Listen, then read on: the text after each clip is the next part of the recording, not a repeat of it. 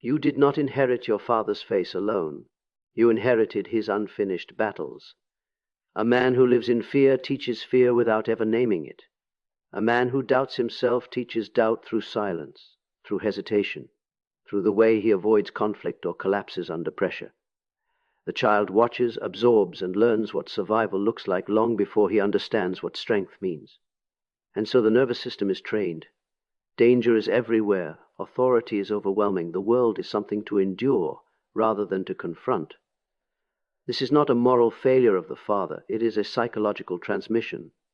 What remains unconscious in one generation becomes fate in the next. You carry his unspoken anxieties, his suppressed anger, his belief that life is something that happens to you, not something you shape. This is how weakness is formed, not by genetics, but by atmosphere, by example, by the emotional climate in which the soul learns how to stand. Until you make this inheritance conscious, you will mistake it for your own nature. And what you do not make conscious will continue to rule you silently from the shadows.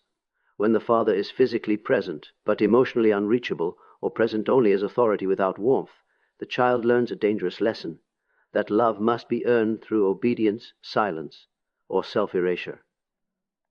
And when the father is absent altogether, the void becomes a teacher of its own. The psyche grows around a missing center. In both cases, something essential is lost.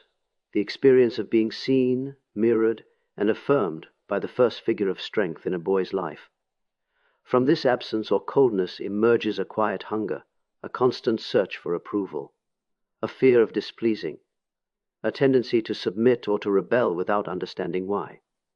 Control, when it replaces connection, does not create discipline, it creates inner fracture.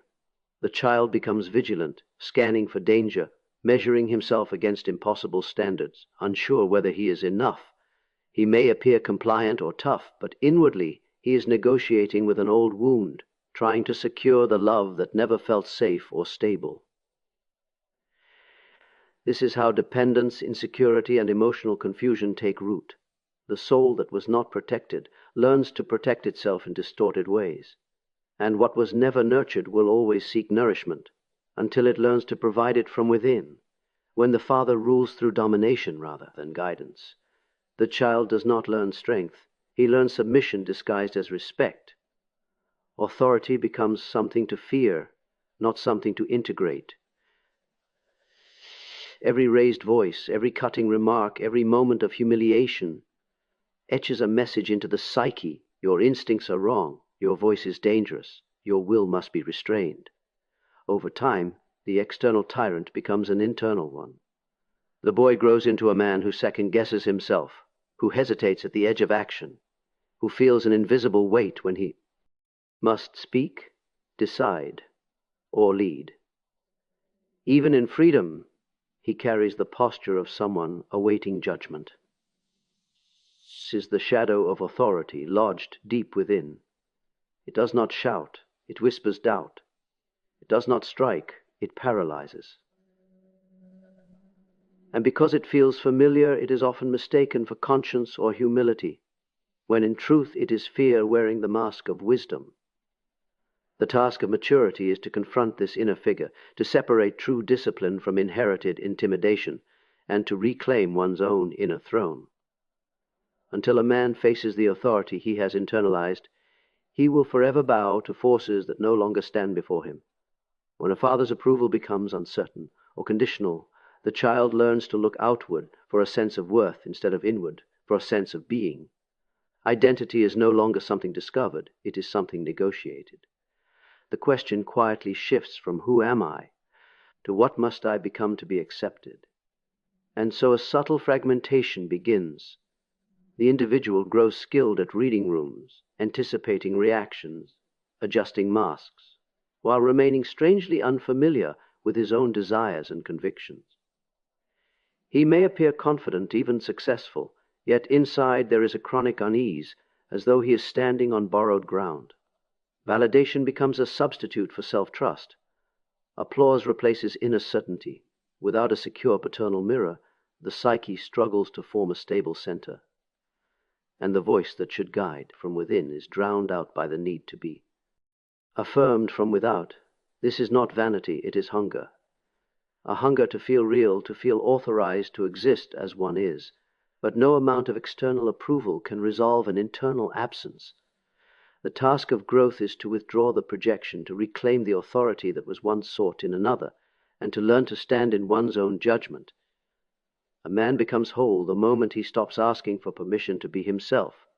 At some point, the painful realization emerges that what you have called your personality is, in part, an inheritance of unfinished stories. The fears, the hesitations, the emotional strategies you use to survive are not random. They are learned patterns, shaped in relationship to the first man who stood before you as a model of power and vulnerability. Yet this recognition is not meant to imprison you in blame. It is meant to liberate you through understanding. For what is unconscious binds, but what is made conscious can be transformed. Weakness, then, is not an essence, it is a condition. It is the residue of adaptation, the imprint of a child who once had to become small, silent, or pleasing in order to belong. When you see this clearly, the spell begins to break. You no longer confuse the wound with the self. You no longer defend what once protected you, but now limits you. The psyche, like any living system, moves toward wholeness when its conflicts are brought into the light. This is the beginning of individuation, the courage to confront your origins without being ruled by them, and to choose who you will become rather than who you were shaped to be. You are not here to repeat a story, you are here to complete it. When the wound is finally understood, a new responsibility emerges. The energy once bound in resentment, fear, and longing can be reclaimed and shaped into something higher. The father you needed but did not fully receive must now be formed within. This is not an act of imagination, but of psychological integration. You become the source of structure where there was chaos, of protection where there was vulnerability, of affirmation where there was doubt. In Jungian terms, the lost authority is internalized not as a tyrant, but as a guiding principle. The same force that once made you feel small now becomes the foundation of inner solidity. Strength is no longer borrowed, it is generated. You learn to hold yourself with the firmness that was missing, to speak with the voice that was once suppressed, and to stand where you once waited to be led. This is the transformation of pain into power, of the father complex into inner sovereignty. The past does not disappear, but it is reconfigured into meaning. What once wounded you becomes the very ground of your maturity. You are no longer living in reaction to your father, you are living in alignment with your own deepest authority. And the moment you claim that authority, the lineage of weakness ends with you,